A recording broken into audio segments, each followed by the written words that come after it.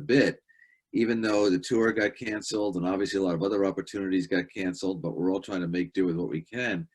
Most people say, why did I write Tombstone? And we know there's a movie called Tombstone. We know there have been several movies made about the gunfight at the OK Corral, and we know that there have been books and movies about Wyatt Earp. And in my case, it's almost 90 years ago that Frontier Marshal, the first biography of Wyatt Earp, got published, and it was filled with exaggerations and fictions and embellishments. And in those 90 years, it's not gotten much better as far as the myth of Wyatt Earp. So I wanted to write a book that was, first of all, the true story of Wyatt Earp, but second of all, about Wyatt Earp and his brothers. That's why some of you have seen the book. The first three words of the subtitle are the Earp Brothers. I really wanted to focus on the Tombstone and the Earp family reunion that it was. That's usually not portrayed. But when Wyatt came to Tombstone in 1879, after leaving Dodge City, he was joining four other brothers. It was a Earp Brothers reunion.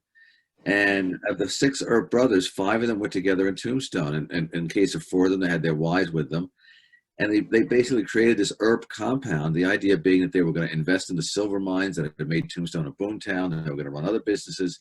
They were going to get rich together in a boomtown and be together and have families together and set down roots. And I think one of the things that I find intriguing about the Tombstone story is how, despite their good intentions, and in a lot of ways through no fault of their own, their plans went south. It didn't happen the way they envisioned. And by the time that they left Tombstone, those who were left to leave Tombstone, there was, one brother had been shot and maimed for life. Another brother had died. And they were, in some case, and they were considered outlaws, the Earps. Wyatt Earp was an outlaw. He actually, when he left Tombstone, Arizona, he had a sheriff's posse on his trail. He and Doc Holliday, and they had to escape. So I think that story is not usually told about how it started off in such a promising way, and then the Tombstone story went totally wrong for Wyatt. I think also I wanted to write Tombstone because Tombstone was more than just a town. It was, well, in two ways. First of all, in movies, for example, Tombstone is often portrayed as the standard Western frontier town, tumbleweeds going down the street, dust all over the place, wooden buildings barely being held up by nails and Scotch tape or whatever. And actually, the real story of Tombstone is it was the San Francisco of the Southwest. It had been discovered in 1877, and in just a matter of 3 or 4 years, it was a very sophisticated, cosmopolitan frontier town in southeast Arizona. It had, music halls, hotels, French and Italian restaurants. It had schools and churches. It had people who were incorporated into a city. It was really an exciting and progressive place to live. And that's why it was so shocking that there was a gunfight at the OK Corral. It had thought it had left the Wild West violence long behind, and it was reminded in a very unhappy way that it hadn't. And the other thing about Tombstone, it was really the final flashpoint. I mean, that's what my book contends. The final flashpoint between the New West and the Old West, the Wild West and the West that was trying to move towards the 20th century. We had moved as far west as we could, the so-called Manifest Destiny. We had come across the Midwest. We had come across the Mississippi River, had come across the Rocky Mountains, come across Texas, New Mexico, Arizona. There was no place farther west to go. I mean, the next place farther west was California, and that was always already settled. So Arizona was that last opportunity for, let's say, the cowboys to live. They've been kicked out of Texas, kicked out of New Mexico. Arizona was the last stand of the cowboys, the last stand of the somewhat corrupt ranchers who enjoyed sneaking across the Mexican border at night and rustling cattle, bringing them back across, rebranding them, and selling them to the U.S. Army. So Tombstone represented that battleground as it became, much to the unhappiness of the people who lived there. became that battleground of the ranchers and the cowboys who wanted the Wild West to stay the Wild West, meaning that not as much interest in law and order. We should be able to do what we please. And the New West, which was, we want a safe community. We want our families to be raised here. We want them to go to kids to go to school. We want to go to churches. We want to be able to go out to a restaurant. We want to go to a theater production, and that's what that clash was. So I found that interesting, and I wanted to also. Tombstone became, not intentionally at first, the final book in the Frontier Lawman trilogy. Now, some people may be familiar with my book Wild Bill, which is about Wild Bill Hickok and how after the Civil War he became famous, especially his being the marshal in Abilene, Kansas. And he was like the prototype of that frontier lawman gunman after the Civil War, the lone gunman, the guy who killed the bad guys before the sheriff or marshal got killed, fast on the draw, could shoot with both hands. And then that started to evolve. The West started to pass Wild Bill by. The second book in the trilogy is Dodge City, where you have very young Wyatt Earp and Bat Masterson having a different kind. Their idea of lawing evolved into, let's not kill people. Let's buffalo them whatever we can and arrest them and put them in jail and have judges and juries to have trials. And then Tombstone became the third book in that trilogy. Again, sort of like the arc of the lawmen on the frontier becoming complete, where you have, by the time of Tombstone in 1881, 82, you have actual police departments. You have very little in the way of gunfighting going on in the frontier. In truth, Virgil Earp who was the mostly known as the Marshal of Tombstone. His actual official title was he was the commissioner of the Tombstone Police Department. That's how it had evolved. We actually had departments and deputies, and we had people being called policemen and peace officers. So that's another reason why after Wild Bill and Dodge City, it seemed, let's complete that trilogy. It's sort of like a trilogy about the arc of a law enforcement officer on the frontier of the American West. So that was a big reason for it. And the story of the Earps and Tombstone is a story of people who reluctantly, gunfight at the OK Corral. Let me go backtrack a second here. Another reason for writing the book. Most of the time in books and certainly in movies, the gunfight at the OK Corral takes place, and that's the end of the story. You know, in the movies, for example, gunfight ends, cue the music, show the credits. There's a lot more to what happened than the gunfight. And we don't usually see that. You know, as an example, if you see the movie My Darling Clementine with Henry Fonda as Wyatt Earp, if you see the movie Gunfight at the OK Corral with Burt Lancaster as Wyatt Earp and Kirk Douglas as Doc Holliday, which is a little bit fun. It's a good movie, but it's kind of funny in that Doc Holliday was somebody who was very ill from what they call a consumption, and who plays him in that movie? Spartacus. You know, it just doesn't make too much sense. The strapping Kirk Douglas. He coughs a few times, but it's not too realistic. Anyway, when the gunfight is over, the movie's over, the story's over. But I wanted to spend a good amount of time on what happened after the gunfight at the OK Corral, which was that the three Earp brothers, Wyatt, Virgil, and Morgan, and Doc Holliday, were put on trial for murder. And if they had been convicted, and it was a month-long trial. I mean, it was a courtroom drama that took place for a month after the gunfight. If they had been convicted, at the very least, they would have spent, 20 years in prison, rest of their lives in prison. They could even have been hung for murder. So chances are we would not have heard that much about Doc Holliday and Wyatt Earp in our history if they had disappeared into a prison system and never reappeared. And even after that, after Morgan was ambushed and killed, there's the whole story of what's called the Earp Vendetta Ride, where Wyatt, his brother Warren, and Doc Holliday, and about 3 or 4 others saddle up, and they go on this revenge ride. They're going to try. They have completely lost faith in the justice system in Tombstone and in Cochise County, and they're going to track down these guys themselves. They can't trust the sheriff, Johnny Behan.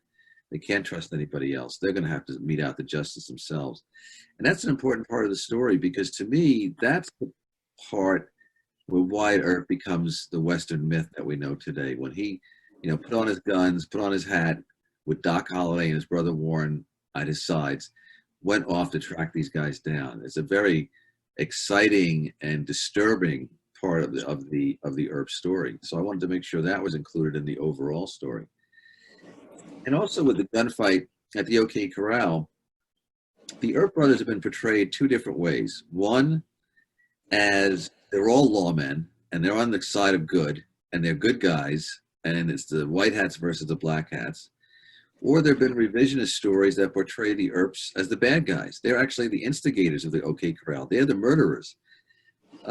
Some of you may even remember, if you've got a brain that thinks of as many trivial things as mine does, that in the series that's known as Classic Trek, the one with William Shatner and Leonard Nimoy as Kirk and Spock, there's even an episode in which, because of some kind of anomaly that I'm sure Spock could explain, Kirk and Spock and Dr. McCoy and I think it might be Chekhov, maybe somebody else, they end up at the OK Corral, a representation of the OK Corral on some planet, as the Stantons and as the Clantons and the McLowrys, and the Earp brothers are there and Doc Holliday as the bad guys. They're the ones that are pushing them to have this gunfight so they could kill them.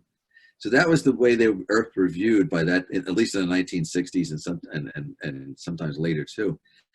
So the story of the gunfight is that the Earps were very reluctant lawmen that day. Again, the only real lawman was Virgil. He was the Marshal of Tombstone. And when the Clanton brothers and the McLowry brothers refused to leave Tombstone or give up their guns, Virgil was tasked with, listen, it's Marshal, it's your job. There's an ordinance against carrying guns in the Tombstone city limits. You got to go arrest those guys. And Virgil, not really trusting everybody else, he really thought a lot of the Tombstone people were against him and that he could even get shot in the back. He had to go with the people he could trust. So he trusted his brothers. So he deputized Wyatt, he deputized Morgan. And then Doc Holliday showed up and said, basically, wait a minute, you can't go into some kind of gunfight without me. I'm your friend. So kind of holding his nose, Virgil deputized Doc Holliday so that's how the four of them ended up. And then the good guys are not all good guys. I mean, let's face it, Wyatt spent time in prison as a horse thief. But they were sort of representing the law and order faction de facto because the sheriff's department and the other lawmen involved were saying, we're afraid of the ranchers and the cowboys. We're going to hide behind this water barrel. You guys do the job for us. There's even an amusing little part at the beginning when they were getting ready to go march down the street towards the OK Corral, or actually, truthfully, it was a vacant lot. It wasn't the OK Corral where the gunfight was held, a vacant lot. That after deputizing Doc Holliday, Virgil had a shotgun in his hand. He actually gave it to Doc and said, here, stick this under your coat and use this. Because the Earp brothers knew that Doc Holliday was a terrible shot with a pistol. He couldn't hit anything, couldn't hit the broadside of a barn. So it's kind of hard not to hit something with a shotgun. So they had to stop and say, wait a minute, we got to give Doc the shotgun because otherwise it's going to be totally useless if there's a gunfight. So there's all those reasons. There's the characters who I found so interesting. In addition to the Earp brothers and the Clanton brothers and the McLowry brothers, there's cowboys like Curly Bill Brocius. There's cowboys like Johnny Ringo. There's other characters that sort of make their way through Tombstone. And there's also the kind of a strange love story in the book that I wanted to write about. I call it strange for a couple of reasons. One, when Wyatt was in Tombstone, like I said, the brothers, with the exception of Warren, who's by that point too young to be married, they had brought their wives with them. I mean, Virgil had Allie, Morgan had Louisa, James Earp had his wife Bessie, and Wyatt had his wife, who was wife number 3, Maddie. And Wyatt had this habit of being involved with more than one wife at a time. So he didn't quite end one marriage before he got involved in the next one. And that happened in Tombstone. And to make matters worse, as far as his and his brother's relationship was with the law officers there, the woman he fell in love with, Josephine Marcus, who had become the 4th Mrs. Wyatt Earp, was the sheriff's fiance. So that caused some conflict right there. You can imagine when Wyatt stole the sheriff's girl fiance, that caused a antagonism certainly between the two of them. And it's basically no wonder that when the cowboys were going around making threats against the Earp Brothers, how they're going to kill the Earp Brothers and there's nobody can stop us and we'll take care of the Earp Brothers once and for all, the sheriff was like, ho hum, I think it's time for me to go get a haircut. So I thought, those were so many interesting aspects. The like I say, the gunfight itself, I think, was an extraordinary event that again has not been portrayed accurately in the movies, and there's a very good reason why it's not been portrayed accurately in the movies. It's only 30 seconds long. And that might sound anticlimactic. I don't think so, and I think when you read the book, you'll see why. But in movies, the gunfight's usually portrayed as this long, rather drawn-out affair with the participants, jumping behind buildings and water barrels and horses and crawling in and out of doorways and hiding in the saloon. I mean, there's the scene towards the end of the gunfight at the OK Corral where Billy Clanton, who's played by Dennis Hopper, is trailed into a saloon by Burt Lancaster where their final gunfight takes place. None of that is true. There was no 10-minute long out gunfight. You had instead an extremely intense firefight that was the true gunfight. And that was where you had Morgan, Wyatt, Virgil, Earp, and Doc Holliday, those four facing off against Ike and Billy Clanton, Tom and Frank McLaury, in this abandoned lot that was only 15 feet wide. So they're in pretty close proximity to each other. And then the first shot is fired, and in 30 seconds, 30 shots are exchanged. That's very intense. Here we go. Can you hear me now? Okay. You have a very intense gunfight of 30 shots in 30 seconds in a 15-foot vacant lot. So it's not a wonder that 3 men were killed and 3 men were wounded. It's a wonder that anybody survived that kind of intense gunfire in such a short, confined space. So that was another reason to write the book, because I wanted the true story of the gunfight to emerge, because I think most of us from the movies have an image of a different kind of gunfight, that it was like this epic battle that went on and on and on. And it wasn't. And also just to simply tell the truth. I mean, some of you may be familiar with what's considered one of John Ford's classic Westerns, which is the My Darling Clementine. And he claimed, John Ford, because he knew Wyatt Earp when he was a young man, that this was the story that, as it was told to him by Wyatt Earp. Now, I don't know if Wyatt Earp deliberately lied when he told John Ford the story, or John Ford lied when he said he got the story from Wyatt Earp, but in that version, you have James Earp dying in the first 5 minutes of the film. You have Virgil Earp dying before the gunfight at the OK Corral. You have Doc Holliday dying during the gunfight at the OK Corral. So I don't know why these changes were done. The real story was, when that gunfight took place, that Billy Clanton was killed, Frank McLaury was killed, Tom McLaury was killed, Ike Clanton survived, but he survived because he ran away. And then you had Doc Holliday was wounded, Virgil Earp was wounded, Morgan Earp was wounded. The only one, even with all those bullets flying around, who was unscathed was Wyatt Earp. Then, like I said, they were arrested. Wyatt and Morgan and Virgil were considered too badly wounded to actually stand trial. They were allowed to recuperate. So you had Wyatt and Doc, who for a month were under this trial. The judge acquitted them, and everybody hoped, okay, we got that out of our system. The gunfight's over, the trial's over, let's everybody go back to normal. And it was for a while. But the cowboys, who had been friends of the ranchers and the Clantons and those who had been killed, were not happy with the acquittal verdict. So what they planned, they conspired.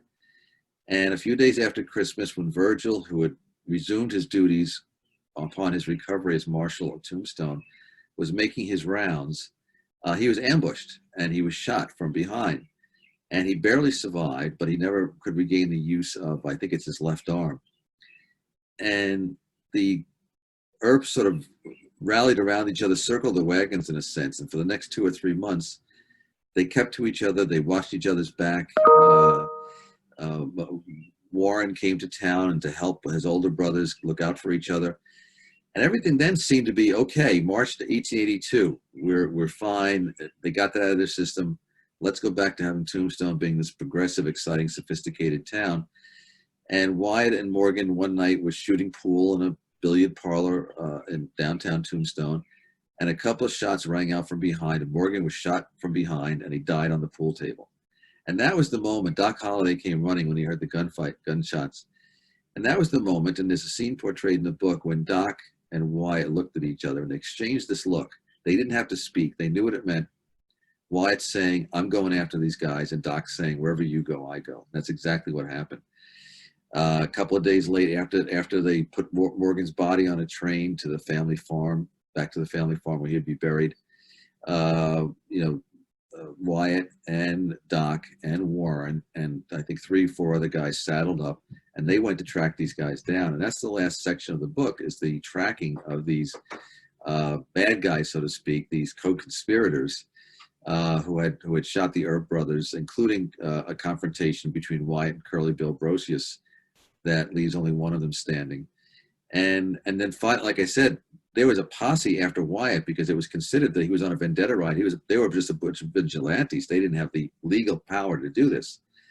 So there was a posse that went, including the sheriff, who, like I say, his fiance had been stolen. And then the posse actually catches up with Wyatt and his men. There's about 7 against the 25 guys in the sheriff's posse. And Wyatt basically says, come on, let's finish it right here. If you want to find out what happened, you're going to have to read the book. But it's really a story of I think the last gasp of the Wild West. To me, that's a big part of what happened in Tombstone, was the last gasp of the Wild West. I'm not saying there was not any kind of gunfight or anybody didn't die from gun violence after that, but the viciousness of the gunfight at the OK Corral and the mythic quality it took on in the Vendetta Ride after that, there's nothing really after that in the so-called Old West that's going to match with that. From that point on, the West turned towards the 20th century. So there were a bunch of reasons why I wanted to write the book. I'm quite aware that there have been a couple other books on Tombstone. The Last Gunfight came out in 2012 by Jeff Gwynne, who's a very good writer, very good researcher, very good writer. But there are different things we wanted to emphasize, and I wanted to talk a little more about that symbolic aspect of the West changing and the Earps sort of representing that. At the same time, just writing a darn good story. I mean, if it's not a page turner, none of it matters, because who cares what the book's about if you don't get past page 10? So I wanted to tell a good story and complete the Frontier Lawman trilogy. So I'm open to any questions if there are any out there. I will unmute everybody, and if you have any questions, please feel free to ask them to Tom. Just raise your hand and I'll call on you. Okay. Some of you don't have video, but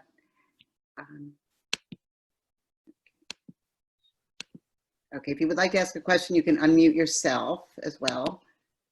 Okay. All right, go for it.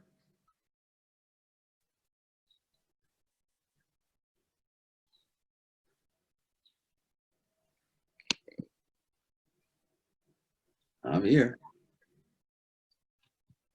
If anybody's talking, I can't hear them, so maybe unmute. I'd like to know, Tom, how this book is faring in the midst of the pandemic, and just from that point of view. Yeah, that's a good question, because certainly I'm not I mean, you can be on Zoom and hold up your book, and, and that's all great and good. But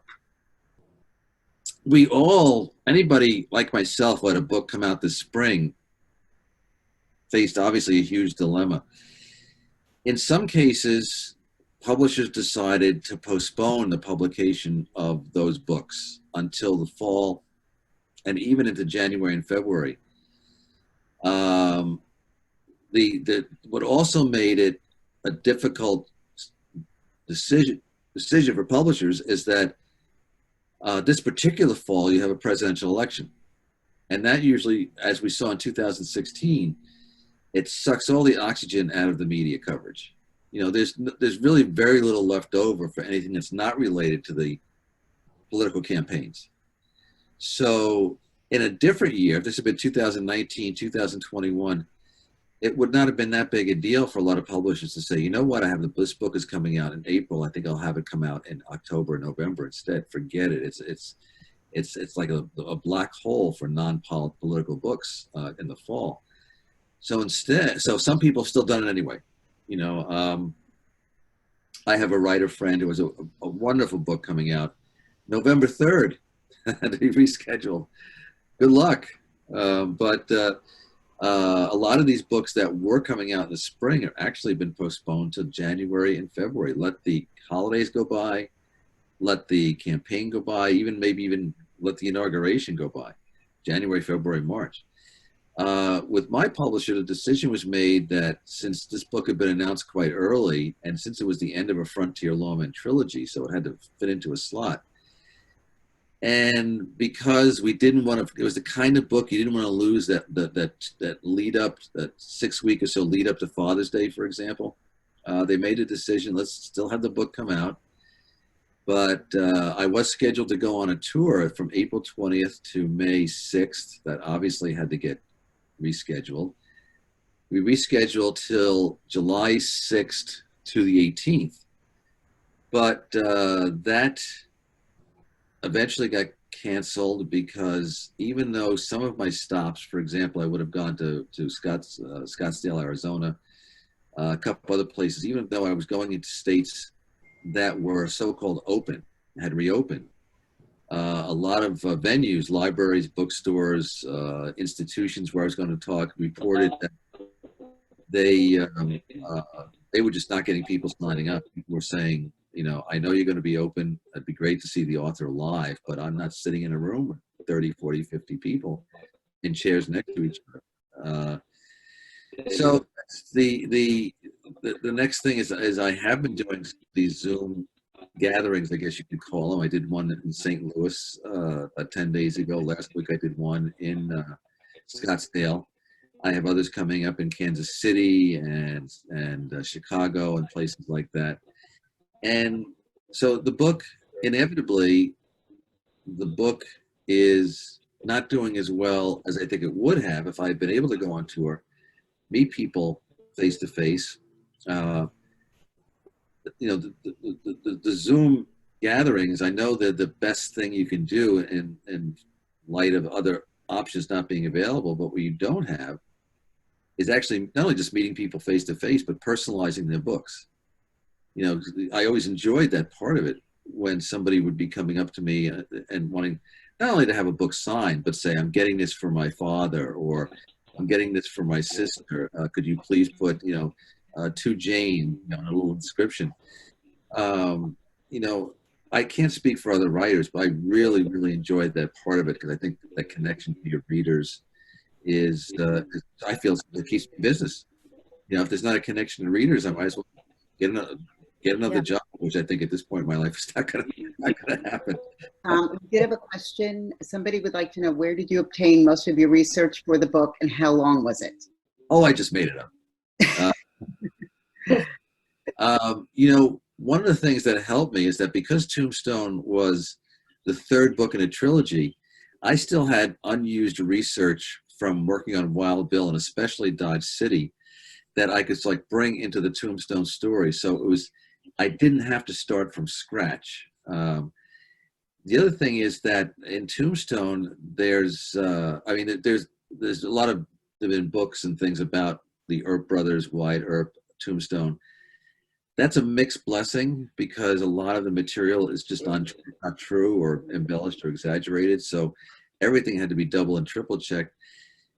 What was a big help is that Tombstone at the time of these events had not one but two newspapers, the Tombstone Nugget and the Tombstone Epitaph. And to be able to access those archives, not that every issue is there, some things have been lost over the decades, but you could read what was being reported on what was happening as it was happening, you know, the next day or in some cases the next week. So you could have a lot of eyewitness accounts. Another thing that was very helpful is, as I mentioned, the court case, the court drama was a month long, and there were dozens of witnesses called to testify to what they had seen, including a very riveting, long piece of testimony by Wyatt Earp. So you have his account in his own words, and that material is available in the Tombstone Courthouse monument or museum in Tombstone itself. You also had people. I'm thinking particularly of somebody named George Parsons, who kept journals and diaries, so that have survived. So, you know, he was somebody, George Parsons, who was friendly with the Earps and was writing about everything that he observed or heard in Tombstone at the time in his diaries and journals. And there was also, I think, a remarkable character who has tended to get completely overlooked named Clara Spalding Brown. And Clara Spalding had gotten married. She was in San Diego. She got married. Her husband, hearing about what a boomtown her new husband, Tombstone, was, I'm going to go there and get a good paying job, and I'll send for you, which is what he did. And she had writing ambitions. And when Clara Brown had settled in to Tombstone, she was observing and listening and talking to people, and she started writing up her thoughts and observations. And she actually found her previous hometown newspaper, the San Diego Tribune, I think it was. We'll send them to us. We'll publish them for our readership is curious about Arizona and Tombstone here in San Diego. So that was the beginning of what became a pioneering journalism career. She was one of the real pioneering female journalists in the United States. And it all began with her reports from Tombstone back to the audience in San Diego. You know, she later on became of national prominence. Lived in Los Angeles as a reporter, lived in New York as a reporter. She co-founded the Women's Reporters League of America. And it's just, so thanks to her, as well as others, there was no lack of material about what's going on in Tombstone during that period. Okay, Tom, we do have a couple of people with hands raised. Whoever is Easter P. Did you have a Hi, question? that's me.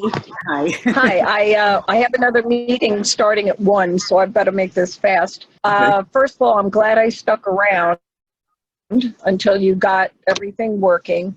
You just blew my mind because I thought that the Burt Lancaster Kirk Douglas movie was the truth.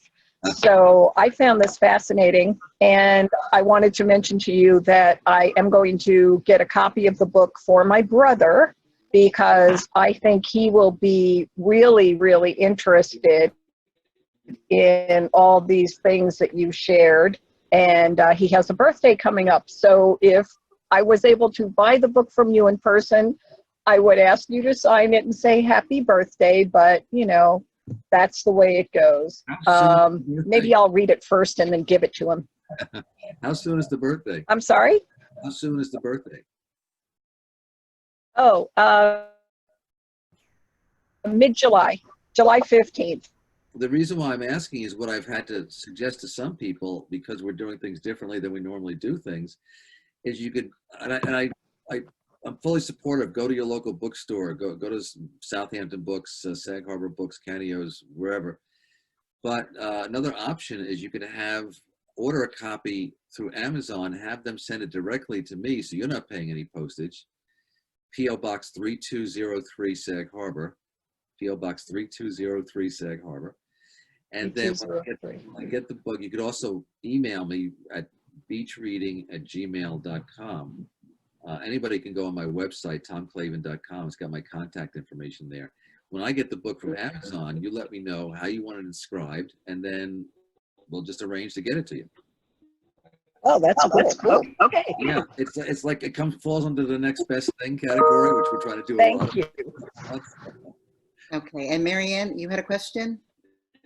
Yes, I'm interested in a lot of these frontier towns that had highbrow entertainment, such as Shakespeare and opera. Did Tombstone have an opera house? It had an opera house. Now, in fact, the reason why Josephine Marcus, who eventually became the fourth Mrs. Wyatt Earp, came to Tombstone is she was in a traveling company that was performing Gilbert and Sullivan operettas.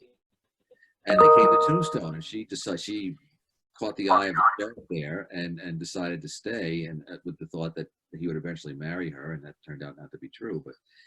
But they had different kinds of theatrical productions that were done there. They had what's called Schieffelin Hall. Ed Schieffelin was the man who had discovered Tombstone. He discovered the first bit of silver ore that became the Tombstone Boomtown Mines. And they created built a hall named for him, Schieffelin Hall, that as a meeting place. It was a place where you could put on plays. In fact, the night that Morgan Earp was killed, he had gone to with the editor. I think it was with the editor of the Tombstone Epitaph. They had gone to see a production, a play that was at Schieffelin Hall, and then he and Wyatt decided, kind of incautiously, oh, everything's okay now. We can go stay out late and shoot some pool. And because he was out late and they were lying in wait for him, that's how Morgan got killed. But yes, Tombstone, again, it billed itself as the San Francisco of the Southwest, and it really had those kind of aspirations. A few years after the gunfight at the OK Corral, the mines pretty much got flooded and ran out of ore, so Tombstone almost became a ghost town. Thank you. Thanks.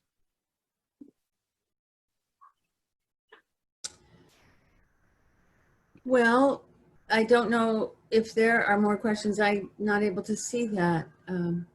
If there are not more questions, Tom, I want to tell you that was very interesting. And I know some of us will buy your book, and I know all of us will be at the movies when it comes to the silver screen, if they in fact ever sort of start opening up movie theaters again, because you are a great storyteller with some fascinating stories to tell. Good, So thank you very much, Tom, and thank you all for coming. And I apologize for the real problems at the beginning. I really thank you for sticking with us there. We hope we'll see you soon, and Tom, we will keep in touch with you too. Next time I'll be there in person, I hope. I hope so too. Okay. All right, bye everybody. Thank you. Bye. Thank you.